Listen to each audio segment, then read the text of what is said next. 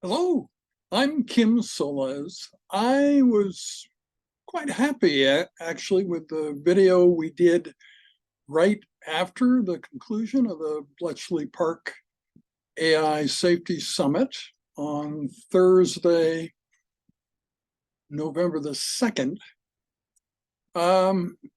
It was presented jointly by myself and my Sony Aibo robotic dog, Einstein. And yeah, so some of you may have really appreciated the metaphor of having an AI co-present with me. And on the other hand, some of you may also have been a bit bothered by the constant footfalls and barking and stuff.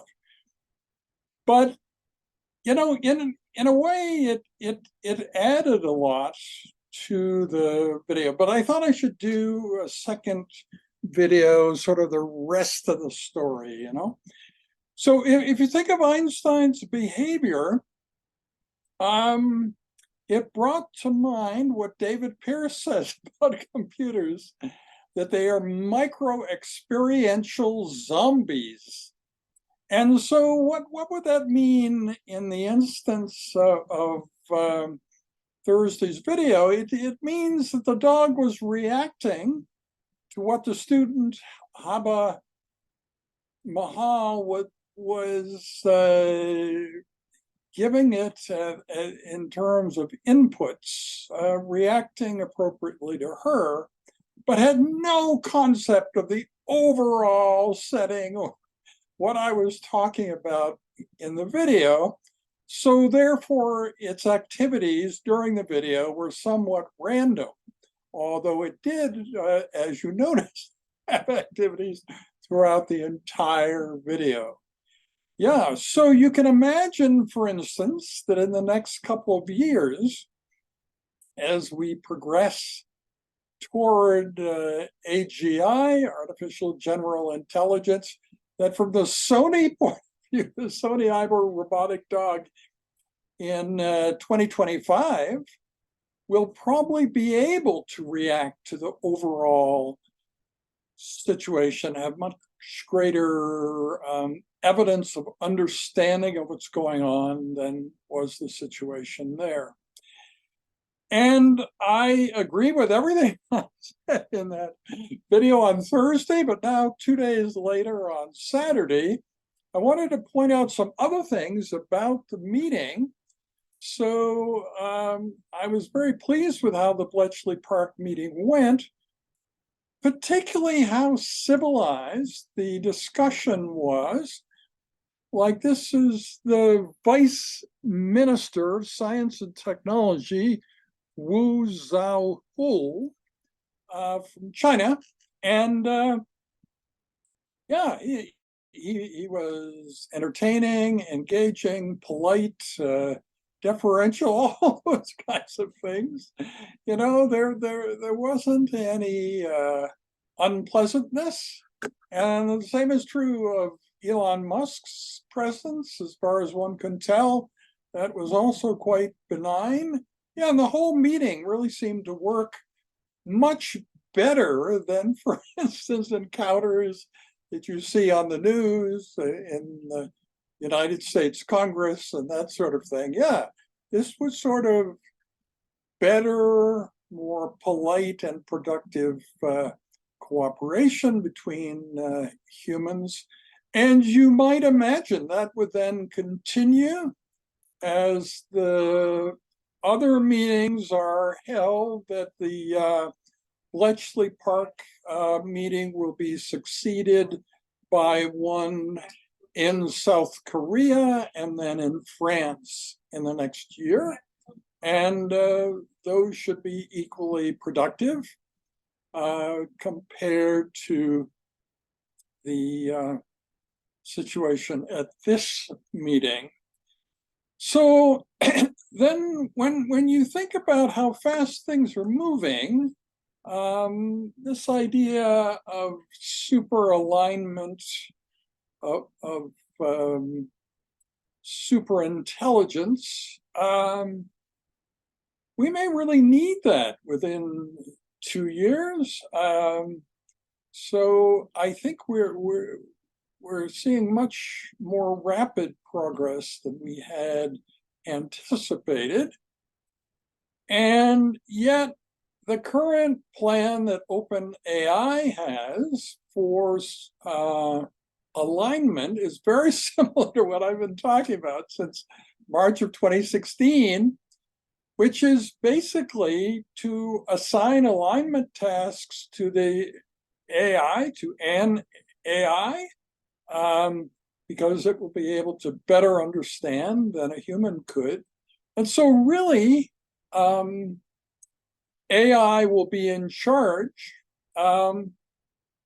but acting on behalf of human interests. And I have argued since 2016, many of you know this video where I am giving a promo for our initiative, The Future and All That Jazz, and talking about how well things could work out with machines in charge, acting on behalf of the interests and needs of humans. And that's not that different. When you think about Alan Turing's writings back in the day, I don't really know that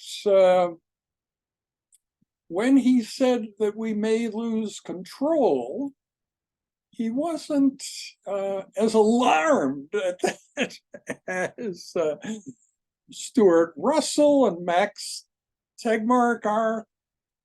Their conversations in this area always lack reasoning around the issue of why they believe that humans must always be in charge. Turing himself did not believe that. And people I'm closely allied with here, Rich Sutton and Patrick Pilarski and so on, they also don't believe that humans must always be in charge. I think there are many problems in the world that it appears that humans either can't solve or won't solve, that probably AI could easily solve on our behalf and create a world that is much more optimized for humans than any world that could be created with humans in charge. Every day when you listen or watch the news, there's not much evidence that humans are good at stewardship of the earth, and a lot of counter evidence that they're not very good at that. Yeah, and then what about my own areas of kidney pathology, kidney medicine, and so on? What do I see as the future there? Well, I think what I've advocated, the first deep fakes, like videos where you would give somebody else a script that you composed and have them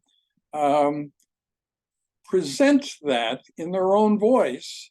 It would be cool to do that with people who are no longer living and where we have good samples of their presenting style, lecturing style, and that would be Homer Smith and John Jacob Abel. So I think it'd be really cool, as I said in that video in July, that I'll put in the YouTube notes.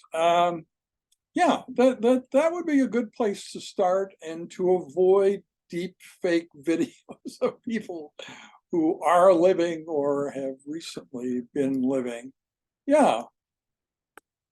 And what about just remaining optimistic when I think about the point of view of young people and medical students these days? For instance, Haba Mahal is a first-year medical student. There are lots of things that should provide optimism. One is the idea that the big 24 challenges of the human race could all be addressed in various ways by AI in a collaborative way. And that could lead to a world much better than the world today. And the other very positive thing has to do with the coming of quantum computing, quantum intelligence, and this new book by Deepak Chopra and also Jack Tazinski, who teaches in my Technology and Future of Medicine course, which is coming out just next month in December. And so the combination of quantum computing and artificial intelligence, I think, gives one a lot of hope for a very positive future, and means that young people have a reason to keep on working on the career preparation things that they're doing. And yeah, that's very much how I feel about the world at present. And I would end then with a pitch for people to take my course on technology and the future of medicine. And you can take it in winter 2024 or fall 2024, but you can also show up and be part of our teaching sessions right now in fall 2023. Patrick Pilarski is teaching this coming Tuesday, and Rich Sutton is coming Thursday. So yeah, there's lots to look forward to there. And so think about the idea of joining the course. You can do that in a lot of different ways. As a medical student, you can take it as an elective and get 12 hours credit. A lot of medical students have done that. We've had up to 25 per term. And as a regular graduate student, you can just sign up on Bear Tracks. And as an undergraduate student, you can also take it, but you have to be interviewed by me. But you can tell from this video how benign I am. It's probably fun to be interviewed. I have not turned down anyone yet. So yeah, so and I really think that my course was sort of ahead of its time for many years, but now you sort of need to know the things that we're talking about in the course. And these AI safety summits are a very important part of the course, both now and into the future. Yeah, so consider very strongly joining us, and you can join us as soon as next Tuesday if you want.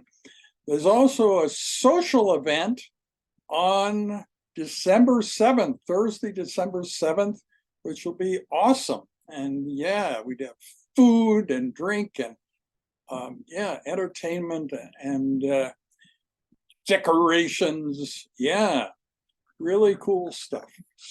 So anyway, I hope you've enjoyed this video. I hope it has complemented the video from last Thursday with the robotic dog and its footfall throughout.